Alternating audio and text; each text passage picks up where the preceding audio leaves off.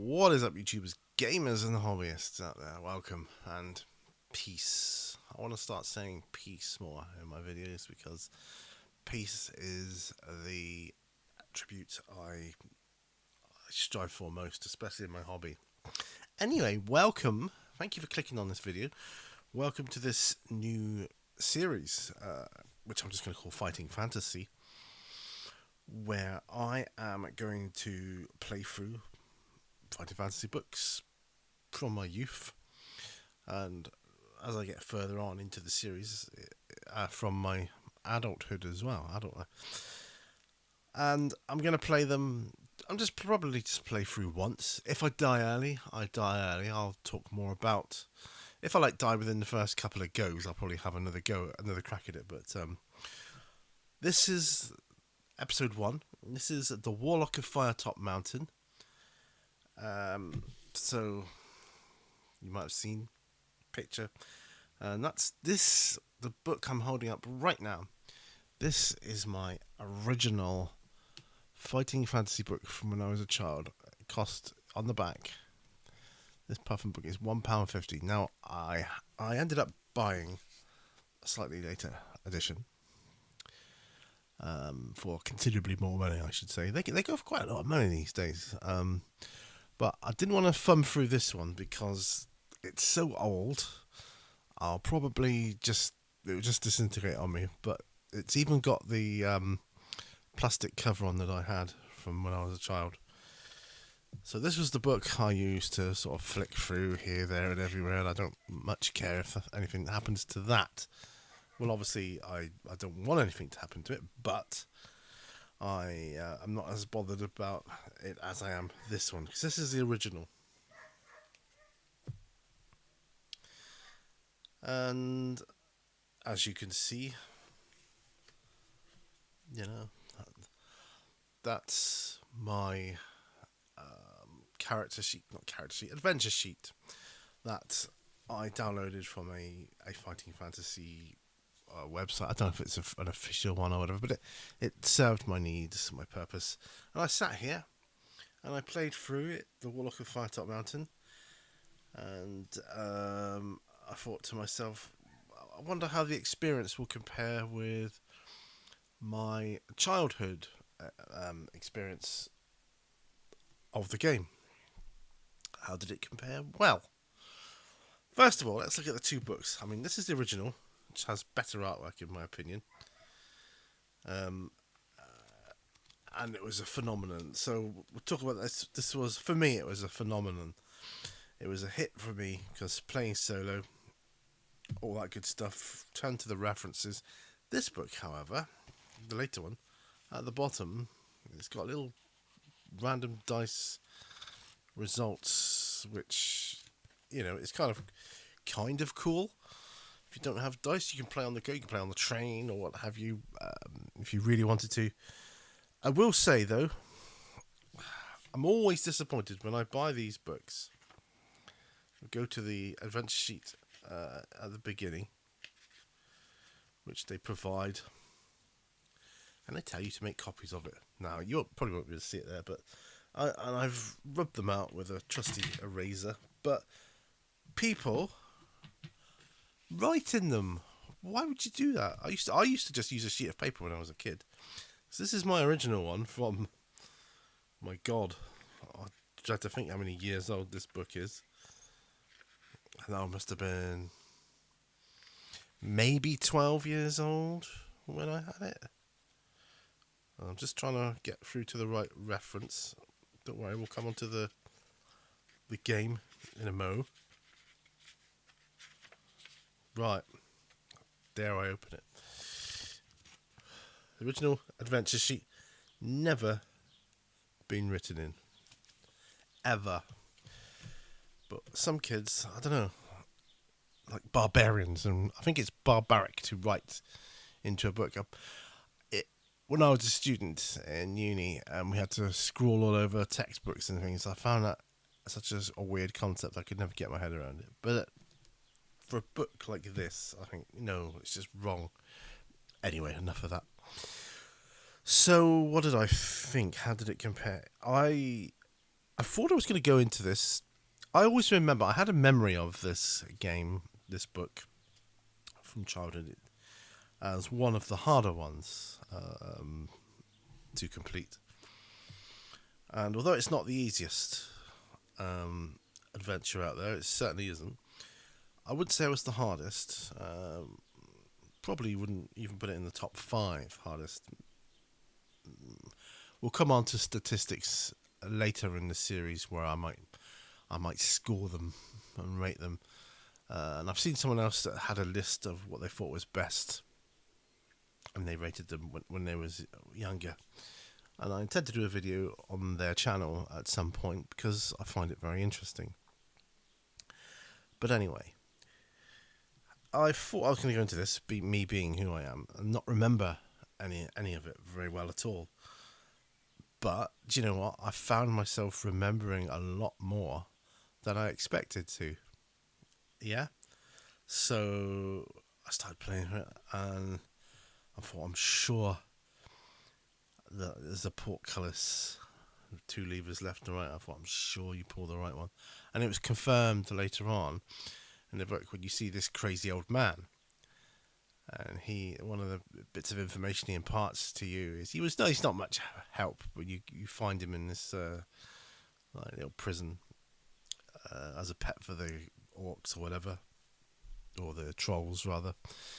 He tells you when you find the portcullis, which is just down the hallway, you use the right lever. I can't remember what happens if you pull the left lever, but I pulled the right lever and I was able to progress it. Now, the only thing I disliked about this book, just one thing, the Maze of Zagor, if that's how you pronounce it.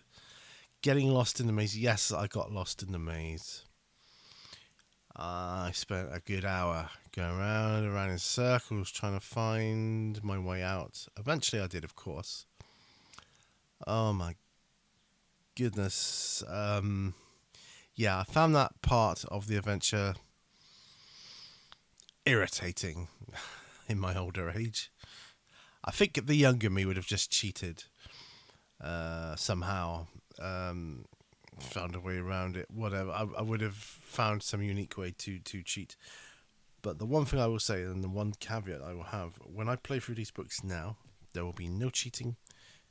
No cheating on dice rolls, none of that. I did roll my character high. I rolled a 6 on my d6 here for his skill, which gave him a skill of 12. And I thought, that's going to be enough to defeat pretty much any of the monsters. And it was. I didn't even come close to dying. And my stamina was quite high, so I think it was 21. My luck, I think, was 9. So I took a potion of fortune, which I used once, because that restores your luck to its initial value, and then +1, so that gave me back to a full 10 points of luck then.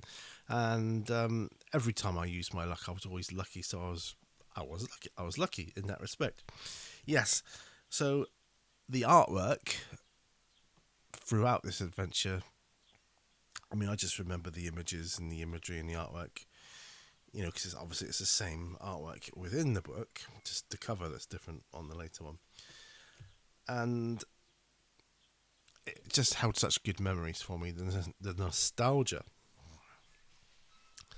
But the big question is, did I complete the adventure? Did I win? Short answer, no, I didn't. I didn't win the game, but I got through to the end. I got through to the chest of the Warlock, killed the Warlock, but I didn't have the right keys. Now I remembered that you needed 3 keys. I just couldn't remember which numbers they were. I had several, but I remember now what key number I was missing. So I was never going to win. In fact, it says here I had key number 99, number 9, number 125, and 111. What I needed was another 111.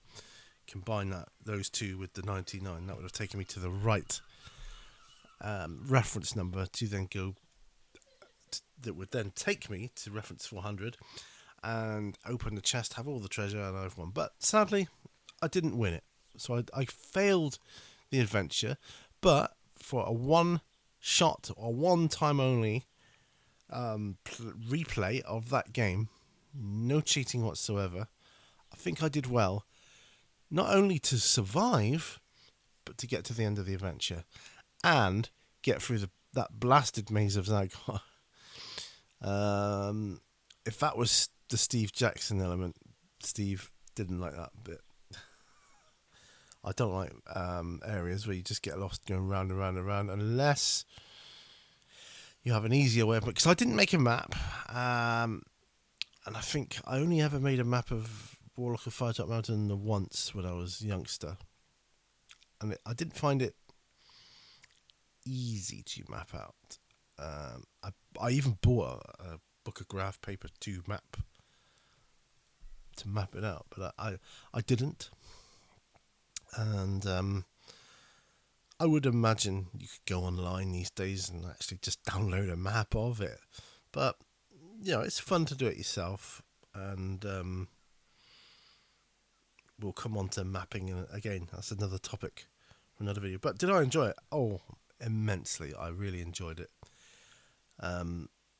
So the creatures, the monsters in this book, they weren't particularly hard. As I say, I rolled maximum for the skill, which is the main one you want really for fighting. So that's how you fight. Sword play and everything else. So if you've got the maximum skill, you're not really going to struggle with any combat. Not in this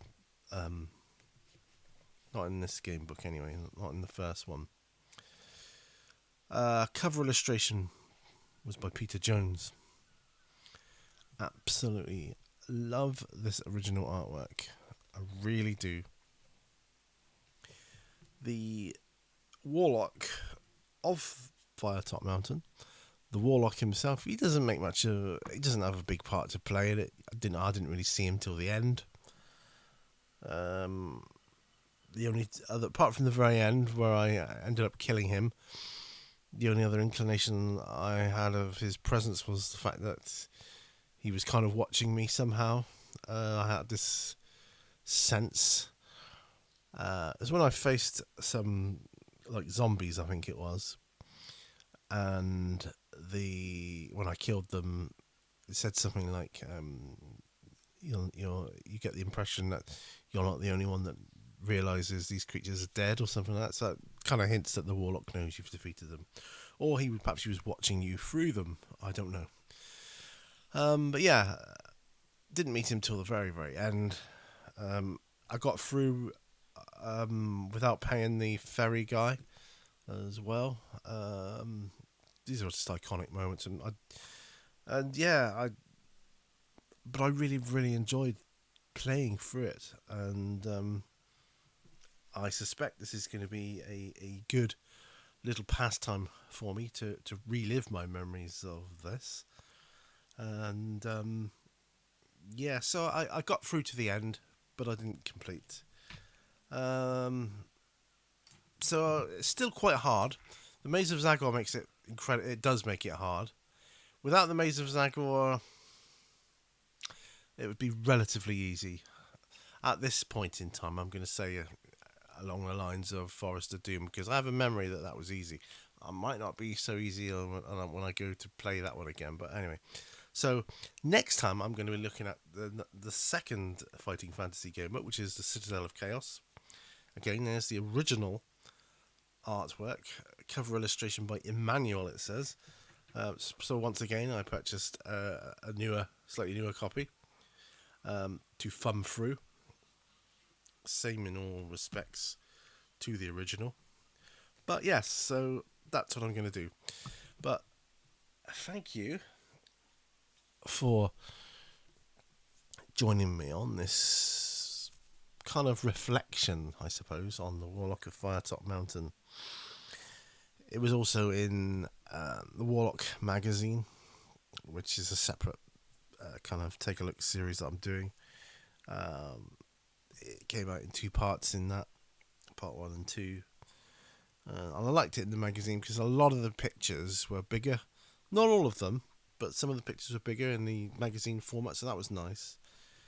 But yeah, all in all, a thoroughly enjoyable couple of hours, I would say. So that's my thoughts at the moment on the Warlock of Firetop Mountain. As I say, the more I play through these, when I've played maybe 10, I'll compile a little list of my favourites, and I might even come up with a scoring system for them. We'll see. But thank you for watching. Do look out for the next one, or any other video come to that. And if you're painting miniatures, don't forget all brushes lead to war. Thanks for watching. Bye for now. Bye bye.